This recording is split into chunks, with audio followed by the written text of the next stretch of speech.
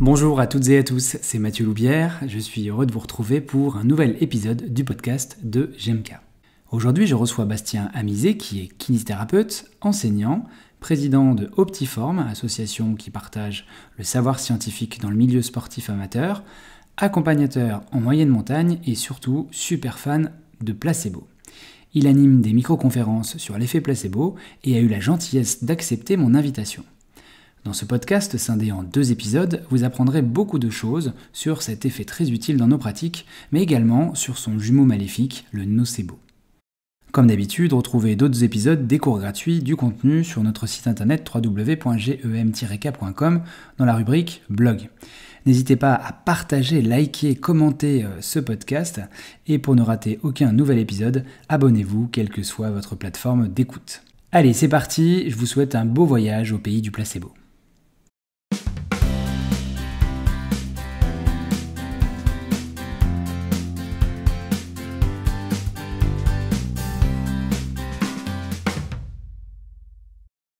Bonjour Bastien. Bonjour Mathieu. Voilà, bienvenue dans le podcast de GMK. Je suis extrêmement content, heureux de t'accueillir aujourd'hui parce qu'on va parler d'un thème un thème qui est vraiment actuel, je pense, et surtout qui nous plaît à tous les deux. J'ai nommé le thème du placebo. On va essayer d'y voir un petit peu plus clair avec ça. Et merci déjà d'avoir accepté de venir discuter avec moi. Plaisir à partager. Merci de m'avoir invité. Maintenant que les aimabilités sont déclarées, est-ce que tu pourrais te présenter, ton parcours, qui es-tu ? Je m'appelle Bastien Amizé, je suis masseur kinésithérapeute. J'ai plusieurs spécificités. J'ai une spécificité en kinésithérapie du sport, en contrôle moteur, et puis je suis en train de suivre une spécificité en thérapie manuelle orthopédique. Je travaille en libéral majoritairement et j'ai aussi une action dans l'enseignement en IFMK et dans la formation des accompagnateurs en moyenne montagne. Ok. En IFMK, tu enseignes quoi ? J'enseigne tout ce qui est un peu kiné du sport et des contrôles moteurs. Ok. En IFMK de Montbéliard. À côté de ça, je suis également président d'une société qu'on appelle Optiform. Qui se base sur l'optimisation sportive et puis sur la promotion du savoir scientifique dans le sport amateur. C'est une asso que tu as créée ? Oui, avec 2 de mes confrères et qu'on met en place, là ça vient de se lancer. C'est dans quel coin ? Alors on met ça en place sur 3 secteurs. On a le secteur Vesoul-Haute-Saône, Clairvaux-les-Lacs là où je travaille, et puis le secteur de Besançon aussi. Ok, super. Alors, est-ce que tu peux juste nous préciser où est Clairvaux-les-Lacs ? Moi, je sais où c'est, mais... Alors, c'est en dessous de Lons-Sausselis. C'est à 15 minutes de Lons-Sausselis. Ok. Un coin sympa ? Ouais, franchement. C'est très sympa. Très nature et très... plein de lacs, on va dire ça comme ça. D'accord. Mais oui, c'est un coin vraiment sympa. Ok, super. Donc, tu as une activité diverse. Est-ce que tu as des liens d'intérêt particuliers à déclarer en rapport avec le sujet qui nous intéresse aujourd'hui ? Par rapport au sujet qui nous intéresse, juste ma compagne qui est ostéopathe. Donc finalement, si on parle un peu de thérapie manuelle, j'aurais peut-être ce lien-là. Ouais. Sinon, aucun autre intérêt particulier. J'anime des sessions des micro-conférences en fait, sur l'effet placebo et nocebo. Je me considère comme placebo et nocebo curieux. D'accord. Et l'objectif, c'est de recueillir un peu les avis des professionnels de santé, tous les professionnels de santé en fait, sur l'effet placebo, sur l'effet nocebo, et puis d'avoir des retours, de discuter un peu, d'avoir un petit débat à la fois sur l'éthique, sur l'utilisation au quotidien. Ouais. Qu'est-ce qui t'a amené à t'intéresser à ça, placebo, nocebo ? Alors, tu me poses une grande question. En fait, j'ai toujours adoré en fait un peu les thérapies alternatives. Au départ, j'étais très incliné là-dessus et je me suis toujours posé la question de pourquoi ça marche en fait. Pourquoi on fait une technique qui n'a pas forcément de fondement scientifique et pourquoi ça fonctionne. Et quand j'ai commencé en tant que kiné, quand j'ai terminé ma formation initiale, je voulais faire plein de techniques en fait finalement. Type par exemple de la microkinésithérapie, de la fasciathérapie, pour en citer qu'une. Et en m'intéressant en fait à ces techniques-là, je me suis très vite rendu compte qu'on n'avait pas d'éléments scientifiques dessus, mais pourquoi ça marchait. Et je me suis petit à petit passionné en fait pour les effets contextuels, parce que véritablement ça a un impact sur chaque soin et c'est un élément indispensable. Ok. Avant de démarrer, peut-être qu'on peut citer une personne que toi tu connais, je crois, personnellement, et qui est éminemment connu dans le domaine, qui fait sa thèse d'ailleurs dessus, il me semble. C'est Léo Druard, qui m'a beaucoup aidé d'ailleurs pour la microconf, qui m'a donné un sacré coup de main. Ouais. Je profite pour le remercier aussi. Qui nous explique ça derrière. Et puis je vous encourage, après ce podcast évidemment, d'aller écouter le podcast de Kinémania, ces 2 épisodes avec Léo dans lesquels il parle également de placebo. Très intéressant. Et donc évidemment, si par hasard il écoutait ce podcast, on le salue évidemment. Donc le principe et le thème de ce podcast, c'est le placebo. Et avant de démarrer, c'est toujours important, parce que j'aime bien toujours resituer les choses et le contexte. Est-ce que tu pourrais nous définir ce que c'est que le placebo? Alors tu me poses une question complexe. Okay. Alors je vais déjà te répondre par une autre question, c'est est-ce que tu me parles de traitement placebo ou est-ce que tu me parles de l'effet placebo? C'est 2 choses différentes. Eh ben, je crois qu'il va falloir que tu nous expliques les 2 choses du coup. D'accord. Alors, je vais commencer par le traitement parce que c'est le plus simple à expliquer. Un traitement placebo, c'est un traitement factice, donc qui n'a pas d'efficacité prouvée sur une pathologie. Alors, on peut distinguer des traitements placebo qu'on dit purs, c'est des traitements qui n'ont aucune efficacité sur aucune pathologie connue. Et on a des traitements placebo qu'on dit impurs, qui ont une efficacité spécifique sur une pathologie, mais qu'on utilise dans le cadre d'une autre. En fait. D'accord. Par exemple, en pur, qu'est-ce que tu pourrais nous donner comme exemple? Je sais pas, le fait de sauter à la pleine lune en gardant le feu de bois, par exemple. D'accord. Et puis, c'est par exemple le paracétamol, qui est antalgique pour certains trucs et qu'on utilisait pour Parkinson, par exemple. Pour Parkinson, ou quand si on utilisait le paracétamol comme anticonvulsant, par exemple. D'accord. Ok. Donc ça, c'est traitement placebo. Donc on se concentre, j'imagine, sur le versant études, construction d'études scientifiques, etc. C'est ça, et puis c'est pour ça que c'est important de ne pas faire l'amalgame avec l'effet placebo. Parce que le traitement placebo se passe vraiment sur le côté factice, le côté pas d'efficacité. Ok, et donc l'effet placebo? Alors là, c'est encore plus dur à définir. Tu vas me poser, c'est assez complexe, et c'est très complet en fait finalement, l'effet placebo, donc réussir à définir, c'est un challenge en soi. Alors, je vais déjà partir sur où est-ce qu'on situe l'effet placebo dans le soin. Je vais utiliser une comparaison, donc j'ai pas la paternité, c'est Nicolas Pinceau qui l'a fait. En fait, il faut comprendre qu'un soin, c'est un gâteau, et un gâteau a plusieurs étages. Celui qu'on aime bien, nous les professionnels de santé, c'est l'étage de l'effet spécifique. Véritablement, c'est le principe actif du traitement, c'est l'effet prouvé scientifiquement. Donc, si on veut en paracétamol, par exemple, c'est antalgique, antipyrétique. À côté de ça, c'est vraiment l'efficacité spécifique. Et le souci, c'est que si on se concentre que sur ça, on n'a qu'un étage du gâteau. On a plein d'étages différents en dessous, et on va retrouver notamment tout ce qu'on appelle les effets non spécifiques du soin. Tout ce qui va améliorer notre patient, mais qui est indépendant de l'efficacité spécifique. Donc on va retrouver, par exemple, juste le temps qui va pouvoir améliorer une pathologie. On va retrouver aussi ce qu'on appelle la régression à la moyenne. On va aussi trouver certains facteurs psychologiques et comportementaux. Je dirais que je les mets à distance de l'effet placebo, parce que finalement, on a tendance à faire aussi l'amalgame entre les deux. On va retrouver certains effets statistiques qui sont plus intéressants dans les études, comme l'effet Simpson ou l'effet Hawthorne, par exemple. Et enfin, on a une sous-partie qu'on va appeler les effets contextuels, dans lequel on va retrouver l'effet placebo. Alors je dirais qu'il y a 2 types d'effets placebo. Et puis, il y a surtout un qu'on oublie souvent, qui est son jumeau maléfique, qui est l'effet nocebo. Ok. Donc parler que de l'effet placebo, ce serait comme parler de la force sans évoquer le côté obscur en fait. C'est ça, exactement. Et finalement, en fait, c'est ça qui est assez intéressant aussi, c'est que l'effet placebo est très étudié, alors que l'effet nocebo beaucoup moins. À peu près sur 10 études, il y en aurait 9 sur le placebo et 1 sur le nocebo. Okay. Alors qu'il est très important.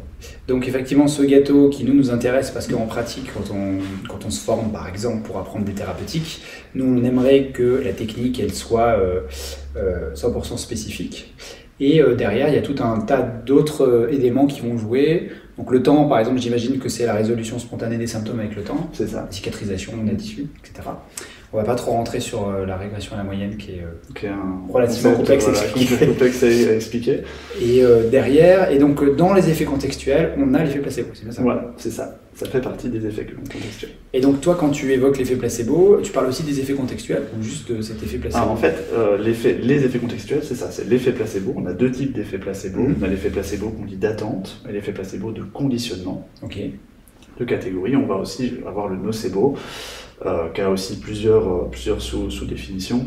Après là, on est plutôt sur l'effet placebo, donc je vais passer un peu ce côté-là. Mais voilà, les effets contextuels, c'est ça, c'est une sous-catégorie en fait des effets sous-spécifiques. Et donc dans les effets placebo, tu as défini les effets placebo d'attente et puis de conditionnement. Tu peux nous expliquer les différences? Alors, la différence, l'effet placebo d'attente, il suit une annonce positive. En fait, c'est l'attente du patient vis-à-vis du soin qu'on va lui donner. D'accord ? L'effet placebo de conditionnement, il est plutôt relié au côté pavlovien, c'est-à-dire la répétition d'une technique ou la répétition qui est perçue par le patient comme positive va en fait pouvoir se générer un effet placebo de manière automatique au bout d'un certain temps. Le rituel, par exemple? Le rituel. Ça fait partie de ça. Ça fait partie de l'effet placebo de conditionnement. Le fait aussi d'avoir toujours une technique qu'on donne et qui diminue la douleur, par exemple. Si j'ai toujours pas, on a souvent nos patients des fois qui viennent et disent je vais voir mon ostéo, il me fait craquer le sacrum, ça va mieux. Mais en fait finalement s'il fait ça sur le long terme, sur plusieurs mois, voire plusieurs années, au bout d'un moment en fait juste la manipulation, même si elle n'a pas d'effet spécifique et il n'y a pas de problème de sacrum en fait, juste le fait de faire la manipulation va déjà générer un effet placebo de conditionnement. Ok, et donc ça, on l'a, qu'on soit dans le domaine de la thérapie pour nous, les kinés, que ce soit dans le domaine médicamenteux. C'est pour ça que c'est intéressant aussi, parce que finalement, on pourrait peut-être introduire un médicament placebo sur les traitements à long terme. Par exemple, sur le traitement d'hypertension artérielle, ou les traitements qui sont vraiment à prendre, entre guillemets, à vie. Ça pourrait peut-être être intéressant de retrouver le même effet. En remplaçant certains cachets par un placebo par exemple. Il me semble me souvenir qu'il y a des études qui avaient été faites même sur des traitements genre parkinsoniens par exemple, où ils ont utilisé des placebos et on voit que... Effectivement. Je crois que les effets sont moins longs que le médicament entre guillemets réel, mais ils sont quand même présents. Oui, c'est ça. C'est l'effet placebo qu'on conditionne. Et alors du coup cet effet placebo, on comprend bien du coup qu'il est réel. Donc il se passe quelque chose peut-être au niveau cérébral ou... C'est ça, en fait, il faut considérer, et un des trucs qui nous fait bondir, tous les gens qui s'intéressent un peu à l'effet placebo, c'est quand on fait un amalgame disant l'effet placebo c'est dans la tête. En fait, on a tendance à vouloir simplifier, et puis à considérer que le placebo c'est juste psychologique, et que finalement c'est une réduction de la charge mentale du patient qui lui permet d'aller mieux. Alors qu'en fait, c'est un processus beaucoup plus complexe. C'est vraiment psychoneurobiologique. En fait, vraiment, c'est complet. Il y a une vraie réaction qui va se passer à l'intérieur du corps du patient.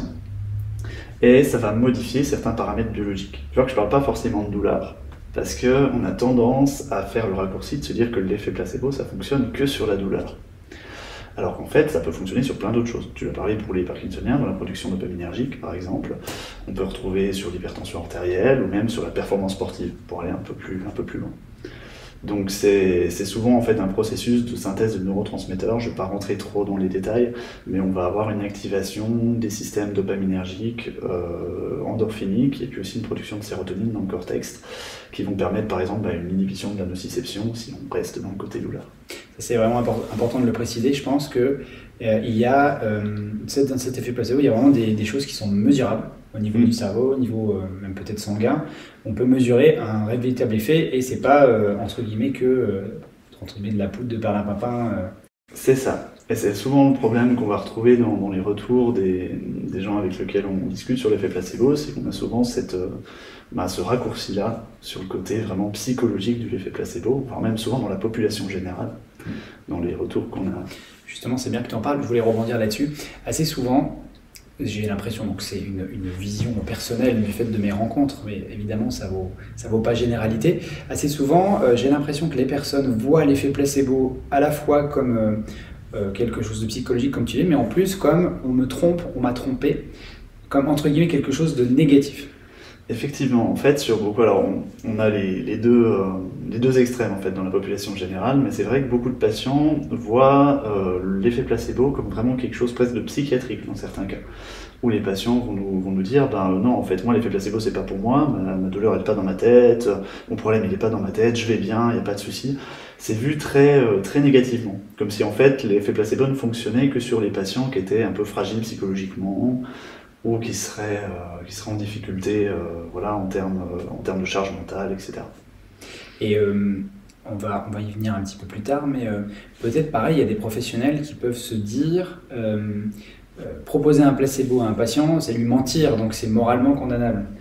Alors là, tu vas mettre le doigt sur quelque chose, c'est-à-dire qu'on ne peut pas parler d'effet placebo sans parler d'éthique. Finalement, les deux sont totalement complémentaires.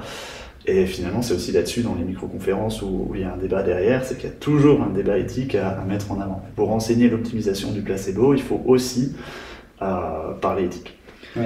Et le problème, c'est tu dis ça en pensant en fait forcément que l'effet placebo, il est relié à un traitement factice. Alors qu'en fait, on retrouve un effet placebo dans le traitement le plus validé scientifiquement. Et ça, c'est souvent le retour qu'on a, c'est qu'on pense que forcément, si on optimise l'effet placebo, on fait du charlatanisme. Alors que pas forcément. On peut optimiser l'effet placebo dans une technique qui est la plus valide scientifiquement, que ce soit en thérapie manuelle ou dans tous les autres soins. Donc effectivement, l'effet placebo, il est systématiquement présent quel que soit le soin. En t'écoutant, on comprend, je pense que c'est plutôt positif, et au contraire, je pense qu'il faudrait essayer de faire en sorte déjà de mieux le comprendre et surtout de l'améliorer. Est-ce que tu pourrais nous donner quelques tips, quelques tuyaux pratiques dans nos séances pour justement améliorer cet effet? Alors oui, on a plein de façons en fait, d'optimiser l'effet placebo. Alors on va on va jouer sur plusieurs éléments. En fait, on peut jouer à la fois sur nous en tant que thérapeute, on peut jouer sur la relation qu'on va avoir avec le patient, soignant-soigné. On va pouvoir jouer également sur le patient lui-même, et enfin sur l'environnement qui est autour du soin. Faut comprendre, donc, nous on va plus pouvoir optimiser le placebo, on va dire d'attente. C'est le plus simple de jouer sur l'attente du patient vis-à-vis du soin. Le placebo de conditionnement est faisable aussi, mais il est plus long à se mettre en place. Il met du temps à s'installer. Voilà, il met du temps à s'installer, donc ça peut se faire sur des prises en charge au long cours, mais sur une prise en charge de quelques séances, c'est tout de suite plus compliqué. Alors, je vais essayer de trouver plusieurs situations. Je vais enfoncer déjà une porte ouverte, mais pour augmenter déjà l'effet d'attente d'un soin, il suffit déjà de faire une annonce positive au patient. En fait, tout simplement, si, je sais pas, tu as une douleur de dos et que je te fais une technique sur le dos, ben juste le fait de dire « cette technique va améliorer ta douleur », ça peut déjà générer un effet d'attente. Alors je dis bien que ça peut générer, parce que ça dépend forcément du patient. Le contexte dépend du patient. Donc forcément, avant on pensait qu'il y avait des patients qu'on disait placebo-résistants et placebo-sensibles. C'est-à-dire des patients qui n'étaient pas du tout sensibles au placebo, qui étaient totalement, on dira, blindés par rapport au placebo, et d'autres on pouvait l'utiliser à tire-larigot, et ça fonctionnait très bien.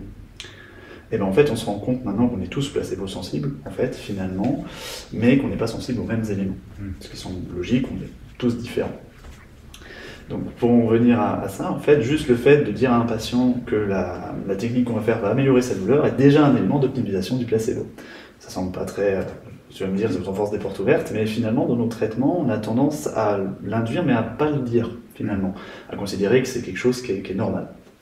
Je reviens juste sur ce que tu as dit précédemment. Est-ce que c'est ça qu'on veut dire aussi quand tu as des personnes qui vont être plus sensibles aux messages internes versus ceux qui sont plus sensibles aux messages externes?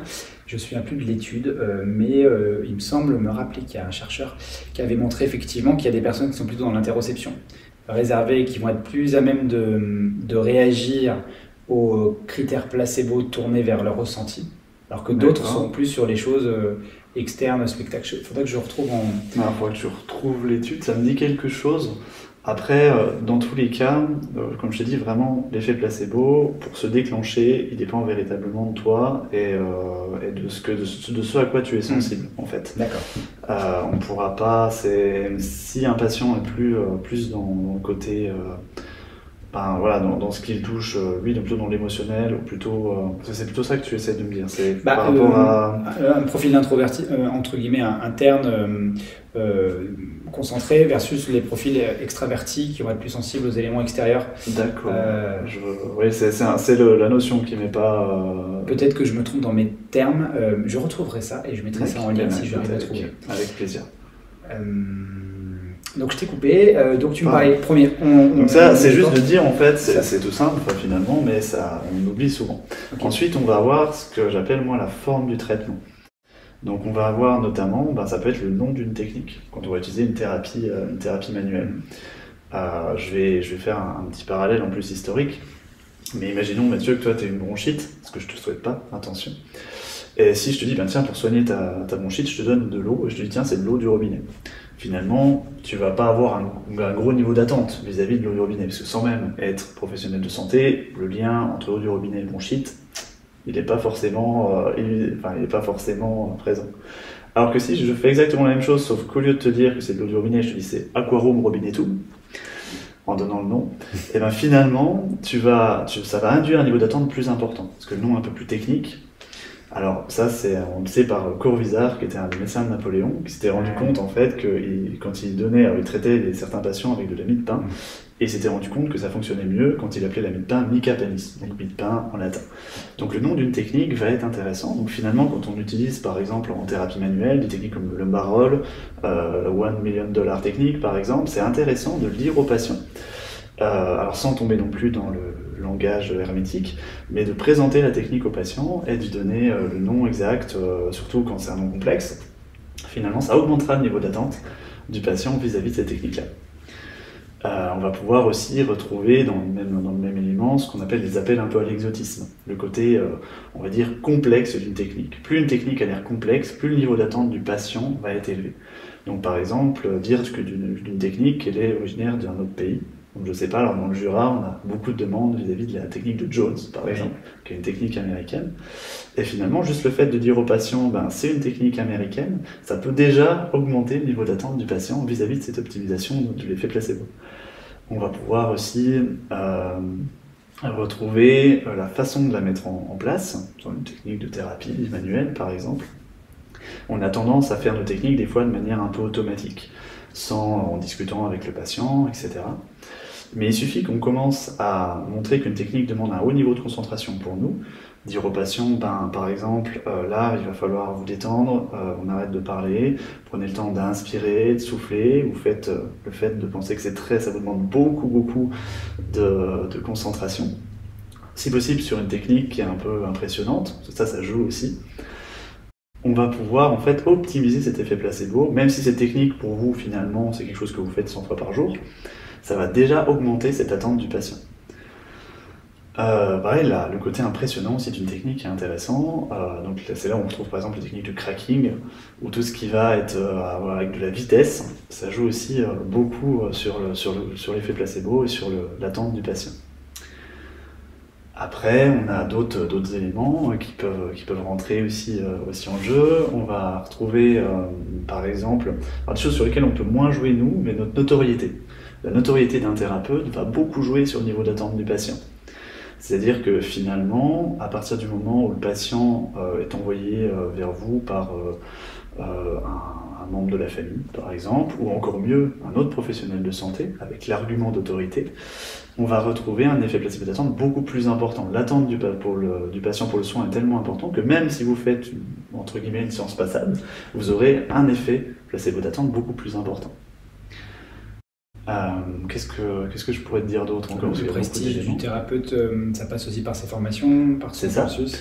Et bien également, en fait, le fait, donc quand je disais, parler de la complexité d'une technique, également mettre en avant le fait que cette technique, on a fait une formation particulière, on a mis tant d'heures de formation pour le réaliser. Ça peut être aussi dire, mettre en avant nos diplômes. Donc là, par exemple, moi j'utilise dans mon cabinet un petit CV que je mets à disposition des patients. Je fais pareil avec mes collègues, où on décrit, alors on n'a pas mis un CV LinkedIn, on n'a pas mis un truc avec chaque élément, mais on met en avant toutes nos formations, on met en avant aussi ce qu'on fait à côté, de façon à ce que quand le patient peut lire ça en attendant sa séance, et ben ça génère déjà un effet d'attente plus important. Alors sans en faire des caisses non plus, on ne dit pas que voilà, on guérit tout et qu'on a... Et là, ça me fait... Moi, j'ai fait la même chose dans ma salle d'attente où j'ai effectivement mis un petit cadre dans lequel je partage une partie de mes compétences et également ce que j'apprécie et ce que j'aime, parce que déjà, je trouve que ça crée un lien. Et on voit ça quand même, on va peut-être en discuter après, mais dans les thérapeutiques qui sont plus tournées vers une approche... commercial, le terme est un peu fort, mais je pense à la chiropraxie par exemple. Assez souvent, on voit qu'ils ont leur diplôme, c'est très états-unien, le diplôme affiché, on voit toutes les formations qu'ils ont fait, ils sont bradés de diplômes.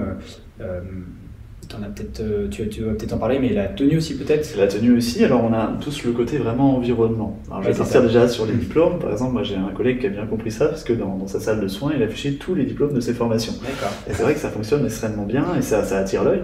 Est-ce que ça peut pas avoir un effet inverse, si on en... Alors, je pense qu'en l'affichant, pas forcément. Après, si par exemple on disait à l'oral, si par exemple on présentait au patient en disant « écoutez, moi j'ai fait ci, j'ai fait ça », ça peut aussi générer une impression un peu de toute puissance du thérapeute. Et je pense pas que ce soit le mieux pour l'optimisation. Après, on va retrouver aussi l'optimisation vraiment de notre salle. Ça peut être à la fois dans le côté technique, c'est-à-dire qu'on va mettre en évidence des livres, des atlas d'anatomie par exemple, même des gros bouquins qu'on n'a peut-être jamais ouverts finalement. On retrouve dedans donc ça peut être des fiches explicatives par exemple, des éléments numériques, on peut mettre une tablette, etc., faire un côté connecté, ça fonctionne bien. On peut retrouver des marteaux réflexes par exemple, tout ce qui va mettre en avant notre professionnalisme en fait finalement dans l'environnement. On a aussi le côté care de l'environnement, donc c'est en anglais, donc vraiment le prendre soin. Donc ça peut être à la fois dans l'ambiance du cabinet, ça peut être une musique douce par exemple, ça peut être juste à la fois dans la façon d'angler dans le cabinet, dans les couleurs qu'on peut retrouver dans l'éclairage, voilà. On a tous subi chez le dentiste cette lumière très forte qui arrive du bas, qui est très, très stressante finalement. Donc ça aussi, ça a un effet en fait, ça crée des effets contextuels. Donc ça, c'est un élément. Après, tu me parlais de notre tenue. Alors aussi, on sait que finalement, notre façon d'être va jouer chez les patients. C'est toujours en fait finalement quand on est de l'autre côté de la barrière qu'on se rend compte de ça. Finalement, un peu rarement quand on est thérapeute nous-mêmes. Alors, je sais pas si ça te fait déjà ça, toi, quand tu vas voir un autre professionnel, de te retrouver du côté du patient, tu vois les choses un peu différemment. Dans la façon de présenter, etc. Et c'est quelque chose que j'aime bien faire finalement. Ça me permet aussi de me remettre un peu en question sur moi, comment est organisé mon cabinet, comment ça se passe. Et donc notre tenue, ça peut être par exemple, alors on sait que par exemple la blouse va être intéressante dans le côté professionnel, mais va créer aussi une distance vis-à-vis de nos patients. On sait que ça fonctionne bien plutôt pour les personnes d'un certain âge, alors que par exemple les sportifs vont préférer des tenues plus décontractées ou plus sportives dans notre attitude. Après, c'est en fonction de notre patientèle finalement. On pourra peut-être adapter notre tenue aussi. On sait que certains éléments vont plutôt baisser la confiance du patient vis-à-vis de nous. Ça peut être par exemple des tatouages, par exemple. Ça peut être un côté négligé. Voilà, plein d'éléments qui vont pouvoir jouer sur ces effets placebo d'attente, qui peuvent réduire l'effet placebo d'attente, voire générer un nocebo. On sait par exemple que l'âge d'un thérapeute va pouvoir aussi augmenter le niveau d'attente. On sait que les patients ont plutôt un niveau d'attente élevé chez les patients qui ont entre 30 et 50 ans, à peu près. Chez les thérapeutes, tu veux dire? Les thérapeutes, pardon, oui, pardon. Et au-delà, presque, ça baisse. C'est-à-dire qu'un thérapeute qui a 70, 75 ans... Finalement, oui, parce qu'un thérapeute qui est très âgé, finalement, on a l'impression, en tant que patient, qu'il n'est plus dans le coup. Puis un thérapeute trop jeune, on a l'impression qu'il vient de sortir de l'école, donc finalement, il n'a pas l'expérience nécessaire pour nous traiter. Effectivement, ça, je trouve que c'est un truc qu'on peut ressentir. Moi, à titre personnel, par exemple, le fait que je sois intervenant en formation initiale et continue, ça a un impact majeur sur mes patients, j'ai l'impression, parce que ça arrive relativement souvent, qui me disent « Ah oui, mais vous donnez des cours à quel endroit ?» Alors quand tu dis que tu bouges un tout petit peu, même dans une ville pas trop loin, tout de suite, c'est s'il bouge, c'est qu'il est important, alors que ça n'a absolument rien à voir. Non, moi, par exemple, je mets vraiment en valeur dans mon CV, alors que je donne pas non plus des centaines de cours, c'est pas mon activité principale. Mais c'est vrai que le côté professeur joue assez bien là-dessus, parce que on part du principe que si quelqu'un est capable d'enseigner, c'est déjà qu'il a un certain niveau de maîtrise dans son domaine. Donc ça fonctionne assez bien de jouer là-dessus aussi. Et aussi l'effet de rareté et la rémunération. Alors là, c'est le tarif et la durée même des séances qui va jouer dessus. Alors le tarif... C'est fini pour aujourd'hui. Alors ça y est, le placebo n'a plus aucun secret pour vous. Mais qu'en est-il du jumeau maléfique, l'effet nocebo? Et où placer l'éthique dans l'enseignement et l'utilisation du placebo? Je vous propose de nous suivre dans la suite de ce podcast passionnant pour explorer ces questions. Bastien a encore de nombreuses choses à nous apprendre. À très vite donc pour la suite de ce podcast.